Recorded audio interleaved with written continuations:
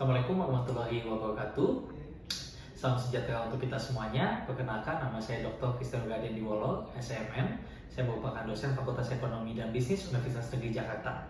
Saat ini saya menjadi dosen pembimbing 2 atas nama mahasiswa Muhammad Alvin Rahardiansyah dengan judul penelitian dampak kompetensi dan komitmen organisasi terhadap kinerja karyawan melalui Organizational Citizen Behavior pada PT Sukovindo. Berikut pemaparan penelitian tersebut.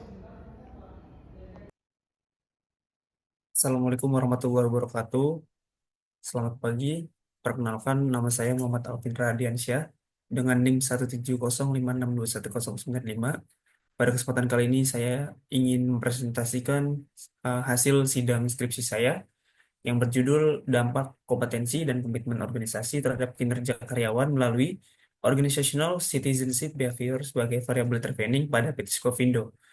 Di sini saya dibimbing oleh dosen pembimbing satu, yaitu Bapak Dr. Agung Wahyu Handaru, STMM, dan dosen pembimbing 2, Bapak Dr. Christian Wiradendi Wolor, SEMM.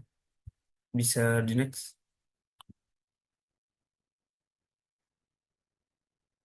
Pada bagian daftar isi berisi 5 bab, yaitu bab 1 pendahuluan, bab 2 kajian pustaka, bab 3 metodologi penelitian, bab 4 hasil dan pembahasan, dan bab 5 penutup.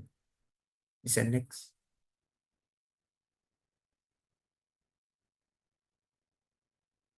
Yang pertama, pada bab 1 membahas latar belakang masalah. Sumber daya manusia merupakan aset strategis dalam organisasi yang berperan penting untuk mencapai tujuan dan keberlanjutan perusahaan.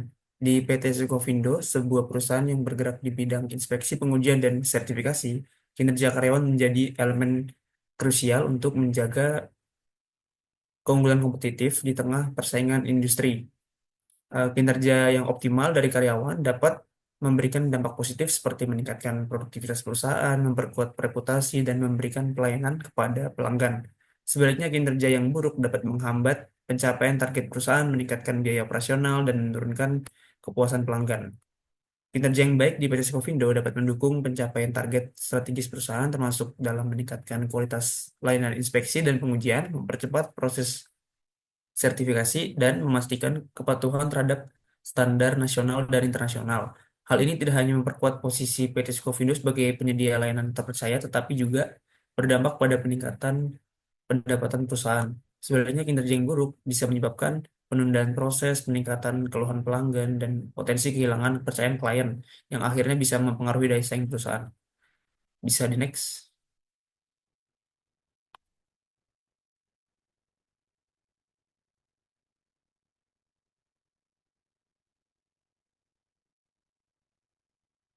Selanjutnya, PT Sukovindo memiliki karyawan di 4 divisi dengan total 142 karyawan operasional. Untuk mengetahui apakah kinerja karyawan sudah optimal, maka dilakukan penilaian dengan beberapa KPI atau Key Performance Indicator untuk mengukur seberapa baik performa karyawan dalam mencapai sasaran dan tujuan strategis yang telah ditetapkan perusahaan. Berikut ini adalah akumulasi data kinerja karyawan PT Sukovindo pada tahun 2023. Pada divisi Human Capital, karyawan yang kurang produktif sebanyak 29. Lalu pada divisi keuangan dan akuntansi, karyawan yang kurang produktif sebanyak 26. Lalu pada divisi sekretariat perusahaan, karyawan yang kurang produktif sebanyak 14. Dan pada divisi satuan pengawasan intern, karyawan yang kurang produktif sebanyak 9 karyawan. Dari total 4 divisi itu, karyawan yang kurang produktif itu paling besar, yaitu 78. Di sini menandakan bahwa kinerja yang di Sukovindo itu masih kurang produktif dan diperlukan manajemen yang baik untuk mengatasi kinerja karyawan yang buruk. Bisa di next.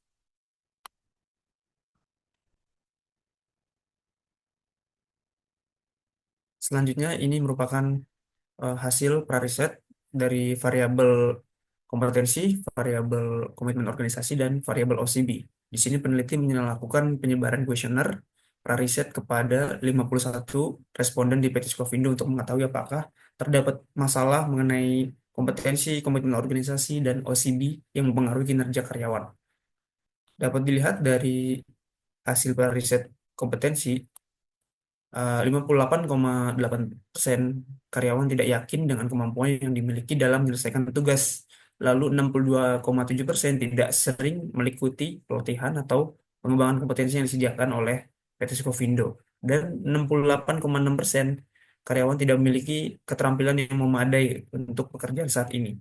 Hal ini sesuai dengan kenyataan di Skovindo.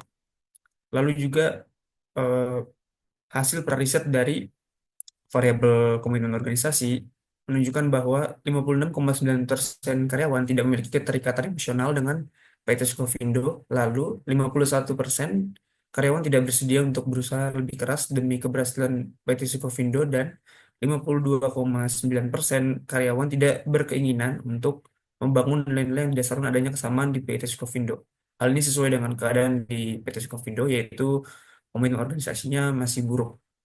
Dan juga untuk variabel OCB dapat dilihat bahwa 58,8% karyawan tidak sering membantu rekan kerjanya dalam pengerjaan tugas, lalu 60,8% karyawan tidak sering menawarkan ide-ide yang dapat meningkatkan kinerja tim, dan 74,5% tidak bersedia untuk bekerja di luar jam normal perusahaan. Hal ini sesuai dengan keadaan di PT Skovindo yang menggambarkan bahwa OCB di PT Skovindo itu cukup, bukan cukup, tapi memang tergolong rendah ya, buruk.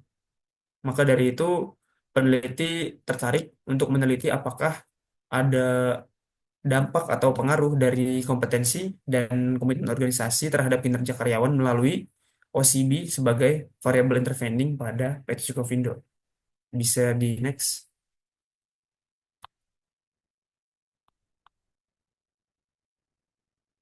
Selanjutnya merupakan rumusan masalah. Berdasarkan latar belakang di atas, maka rumusan masalah dapat dinyatakan sebagai berikut. Yang pertama, bagaimana, apakah ada pengaruh antara kompetensi terhadap kinerja karyawan pada PT Skovindo. Lalu yang kedua, apakah ada pengaruh antara komitmen organisasi terhadap kinerja karyawan pada PT Skovindo. Lalu yang ketiga, apakah ada pengaruh antara kompetensi terhadap OCB pada PT Skovindo. Yang keempat, apakah ada pengaruh antara komitmen organisasi terhadap OCB pada PT Skovindo. Lalu yang kelima, apakah ada pengaruh antara OCB terhadap kinerja karyawan pada PT Sukovindo. Lalu yang keenam, apakah ada pengaruh tidak langsung antara kompetensi dan terhadap kinerja karyawan dengan OCB sebagai variabel intervening pada PT Sukovindo. Dan yang ketujuh, apakah ada pengaruh tidak langsung antara komitmen organisasi terhadap kinerja karyawan melalui OCB sebagai variabel intervening pada PT Sukovindo. Bisa di next.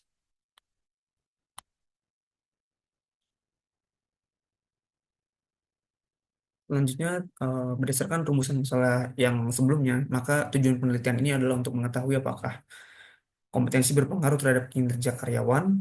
Lalu yang kedua, apakah komitmen organisasi berpengaruh terhadap kinerja karyawan. Yang ketiga, apakah kompetensi berpengaruh terhadap OCB. Yang keempat, apakah komitmen organisasi berpengaruh terhadap OCB. Yang kelima, apakah OCB berpengaruh terhadap kinerja karyawan. Lalu yang keenam, apakah ada pengaruh tidak langsung dari kompetensi terhadap kinerja karyawan melalui OCB sebagai variabel intervening. Dan yang ketujuh, mengetahui seberapa pengaruh tidak langsung komitmen organisasi terhadap kinerja karyawan melalui OCB sebagai variabel intervening.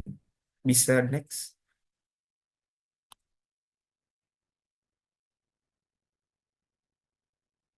Berikutnya, manfaat penelitian. Yang pertama itu bagi pihak akademisi. Penelitian yang dilakukan diharapkan dapat memperkaya pengetahuan terkait variabel yang mempengaruhi kinerja karyawan, khususnya kompetensi, komitmen organisasi, dan OCB, sehingga dapat meningkatkan pemahaman bagi pihak yang ingin mempelajari topik yang relevan dalam penelitian ini. Lalu yang kedua, manfaat bagi pihak perusahaan. Penelitian yang dilakukan diharapkan dapat memberikan rekomendasi bagi perusahaan dalam implementasi kompetensi, komitmen organisasi, dan OCB yang dapat diterapkan pada tiap karyawan, sehingga kinerja karyawan bisa meningkat. Dan manfaat bagi penelitian selanjutnya, penelitian yang dilakukan diharapkan dapat memperluas bahan referensi atau acuan bagi peneliti berikutnya yang ingin melakukan penelitian terkait kinerja karyawan, sehingga membantu dalam pengembangan hasil penelitian dan memperbarui hasil penelitian yang dilakukan ini. Bisa di next.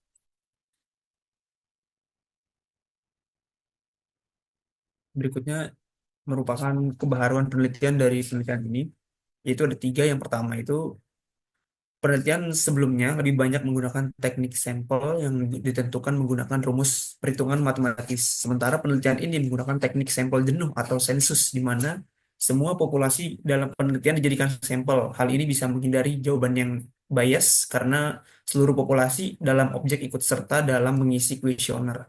Lalu yang kedua, beberapa penelitian sebelumnya lebih banyak meneliti di perusahaan yang bergerak di bidang manufaktur, konstruksi alat-alat berat, dan sektor publik. Sementara penelitian ini berfokus di perusahaan yang bergerak di bidang jasa inspeksi, pengujian, dan sertifikasi. Hal ini bisa menggambarkan kontribusi spesifik pada konteks perusahaan jasa. Lalu yang ketiga, penelitian ini memasukkan OCB sebagai variabel intervening yang menjembatani pengaruh, kompetensi, dan komitmen organisasi terhadap kinerja karyawan. Model ini bisa menunjukkan mekanisme bagaimana perilaku ekstra karyawan dapat memediasi pengaruh antara kompetensi dan komitmen organisasi terhadap kinerja karyawan. Bisa di next.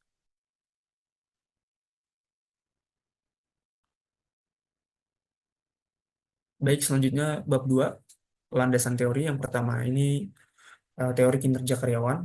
Kinerja karyawan merupakan hasil proses pekerjaan dari kontribusi karyawan kepada perusahaan menurut Ramli tahun 2021. Lalu menurut Silain et al. 2021, kinerja karyawan merupakan hasil kerja yang dicapai karyawan dalam mengerjakan tugas yang dibebankan kepadanya untuk mencapai target perusahaan. Lalu menurut Gibson et al. Dalam Silain 2021, kinerja mengukur tingkat keberhasilan dalam mengerjakan tugas serta kemampuan untuk mencapai target perusahaan. Kinerja dinyatakan optimal jika tujuan perusahaan dapat sesuai target. Lalu menurut Robbins dalam Hartini 2023 mengemukakan bahwa kinerja karyawan memiliki 6 dimensi yang digunakan untuk menilai, yaitu kualitas, kuantitas, ketepatan waktu, efektivitas, kemandirian, dan komitmen. Bisa di next.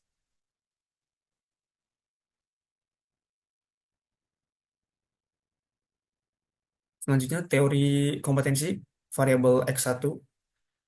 Menurut Schlein et al. Tahun 2021, kompetensi adalah kemampuan individu dalam mengerjakan pekerjaan sesuai harapan dan memiliki keunggulan berdasarkan pengetahuan atau knowledge, keahlian atau skill, dan sikap atau attitude. Menurut Sutrisno dan Zuhri dalam Marhamah Izzat Rodliyah tahun 2024, kompetensi adalah suatu kemampuan yang berlandaskan keterampilan dan pengetahuan yang didukung oleh sikap kerja serta penerapannya dalam menyelesaikan tugas dan pekerjaan di tempat kerja yang mengacu pada persyaratan kerja yang ditetapkan.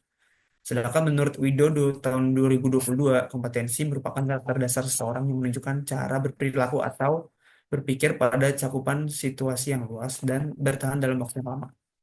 Lalu eh, dikemukakan oleh Silang et al. Mengenai 3 dimensi dari kompetensi, yaitu pengetahuan atau knowledge, keahlian atau skill, dan sikap atau attitude. Bisa di next.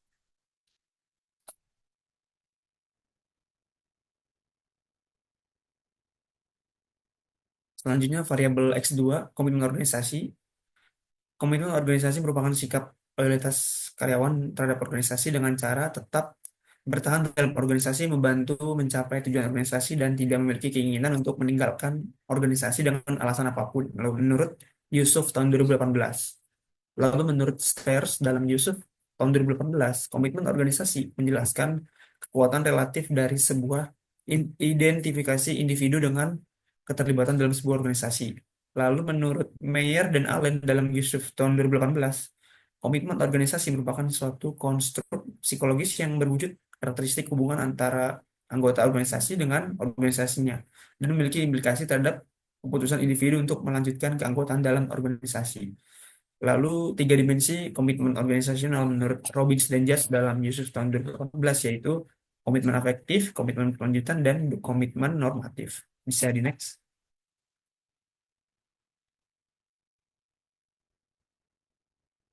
Baik, selanjutnya variabel Z, yaitu variabel intervening organizational citizenship behavior. Menurut Organ, OCB merupakan perilaku individu yang ekstra yang tidak secara langsung atau eksplisit dapat dikendalikan dalam suatu sistem kerja yang formal dan yang secara agregat mampu meningkatkan efektivitas fungsi organisasi.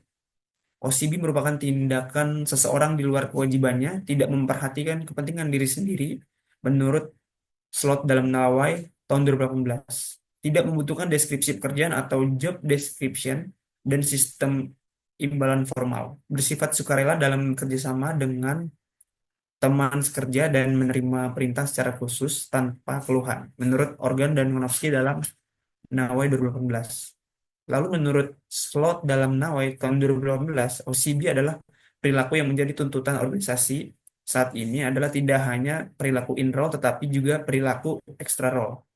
Lalu dimensi OCB menurut Organ dalam Nur Kholila et al. Tahun 2022 yaitu altruism, conscientiousness, sportsmanship, courtesy, dan civic virtue. Bisa di next. Berikutnya merupakan kerangka konseptual dari penelitian ini, yaitu variabel kompetensi atau X1, variabel komitmen organisasi atau X2, lalu variabel terikat Y atau kinerja karyawan, dan variabel OCB, yaitu variabel intervening atau Z. Bisa di next.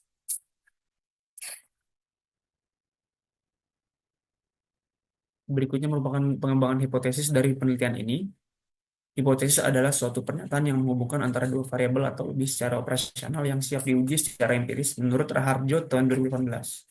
Hipotesis yang pertama menyebutkan bahwa yaitu kompetensi berpengaruh positif terhadap kinerja karyawan pada PT Skovindo.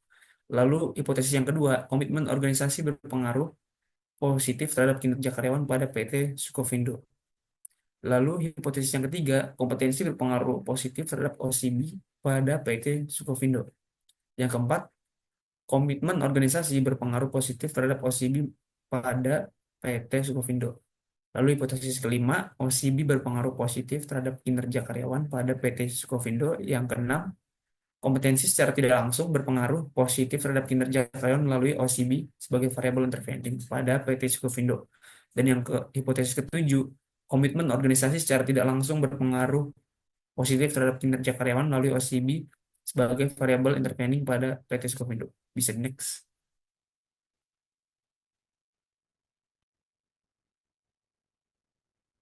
Selanjutnya masuk ke bab 3, yaitu metodologi penelitian. Tempat penelitian dari penelitian ini yaitu di kantor pusat PT Sukovindo Jakarta Selatan. Dan dengan waktu penelitian dari bulan Oktober tahun 2024 hingga bulan Maret tahun 2025. Populasi di penelitian ini yaitu seluruh karyawan PT Sukovindo sebanyak 142 karyawan. Metode penelitian yang digunakan adalah metode kuantitatif dengan teknik pengumpulan data, yaitu data primer melalui kuesioner menggunakan skala Likert 1 sampai 4 dan data sekunder berupa dokumentasi data kinerja karyawan. Lalu sampel yang digunakan itu menggunakan teknik sensus atau sampel jenuh. Seluruh populasi dijadikan sampel sebanyak 142 karyawan PT Sukovindo. Bisa di next.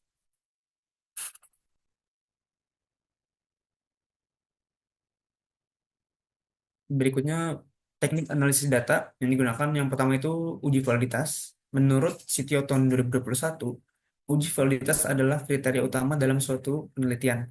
Uji validitas menunjukkan apakah hasil penelitian dapat diterima dengan kriteria-kriteria tertentu. Validitas dapat dinilai secara statistik, yaitu validitas konvergen dan validitas diskriminan. Kedua validitas tersebut dapat diuji dengan menggunakan Exploratory Factor Analysis atau EFA dan Confirmatory Factor Analysis atau CFA. Lalu uji reliabilitas yaitu menyatakan sejauh mana pengukuran dapat dipercaya atau dapat diandalkan serta memberikan hasil pengukuran yang relatif konsisten setelah dilakukan beberapa kali pengukuran. Menurut Abdillah dalam Sitio tahun 2021, uji reliabilitas dapat dilihat dari nilai Cronbach alpha dan nilai composite reliability, di mana kriteria yang harus dipenuhi adalah nilai Cronbach alpha lebih dari 0,6 dan nilai composite reliability lebih dari 0,7. Lalu yang ketiga, uji hipotesis. Proses uji hipotesis dalam aplikasi Smart PLS versi 4 melalui beberapa tahapan model. Yang pertama itu outer model, lalu yang kedua inner model, dan yang ketiga uji hipotesis.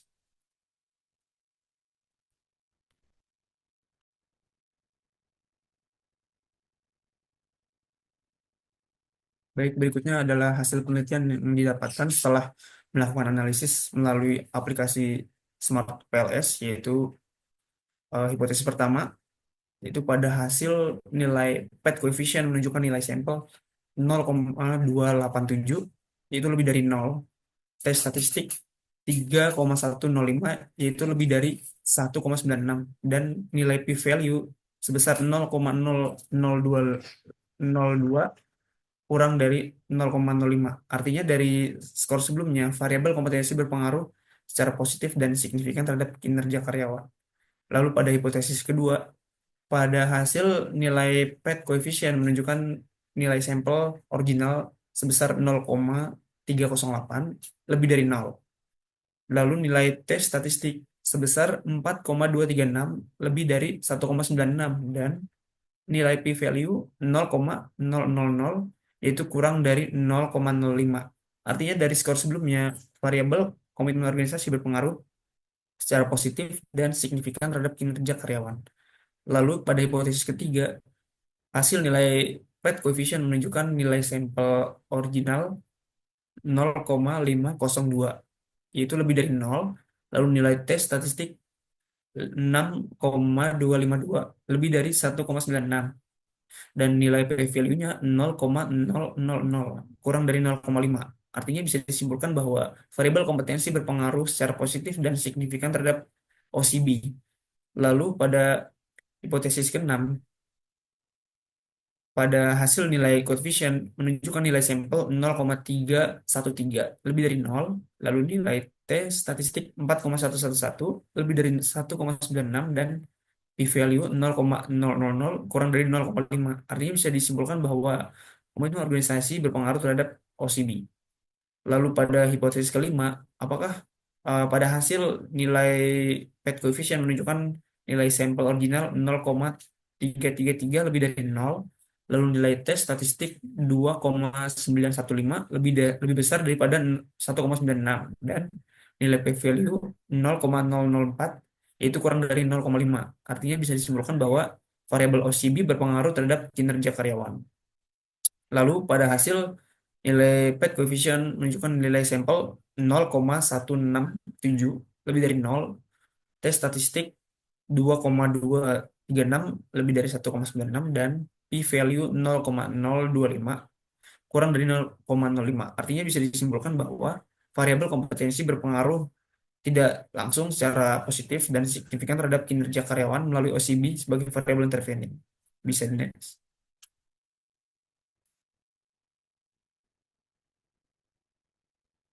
Lalu masuk ke bab 5, yaitu kesimpulan.